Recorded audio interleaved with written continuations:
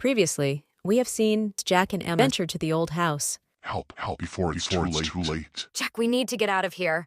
I don't know what we just saw, but I'm never going near that house again. Me neither. That was too real. In the quiet stillness of the village library, Jack and Emma huddled together at a wooden table, surrounded by stacks of old books. Look at this. I found it in the history section. It's a journal from someone named Thomas Gray. He lived in the village decades ago. Wait, Thomas Gray? That name sounds familiar. He used to live in that house. It says here he was a scholar obsessed with the supernatural. The villagers thought he went mad before he disappeared. But there's something more. Listen to this.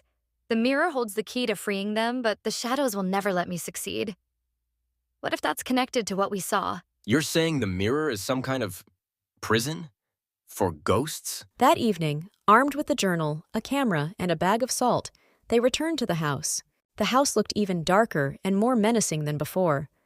This time, as they entered, Why did you leave me? Okay, this is already worse than last time. Stay calm. Let's find the attic again. The journal mentions symbols. Maybe they're part of a ritual to free whoever's trapped in the mirror. they retraced their steps, the whispers growing louder. Help before it's too late. The symbols on the floor seemed to glow faintly under their flashlight beams. These symbols, they look different. Like they've been redrawn. Someone's been here since we left. As they entered the attic, the mirror stood in the center, its surface swirling with mist. This time, multiple faces stared back at them, their hollow eyes filled with desperation. They're not just one person. There are so many.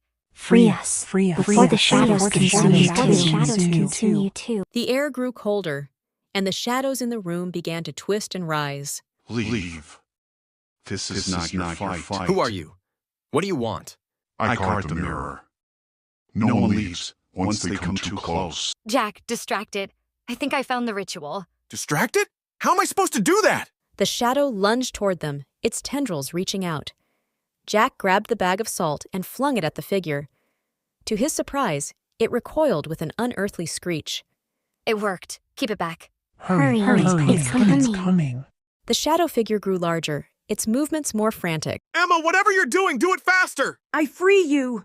By the symbols of light, I break the shadow's hold. The mirror glowed brightly, and the faces within began to dissolve, their expressions turning to relief. The shadow let out a deafening roar and lunged toward Emma. But just as it reached her, the mirror shattered into 1,000 pieces. Is it over? I think so. The journal said breaking the mirror would free them and destroy the shadow. As they turned to leave, Emma noticed something among the shards of glass. A small, ornate key. What's this doing here? The first door is open, but the second remains locked. Second door? What does that mean? I think we've only just begun.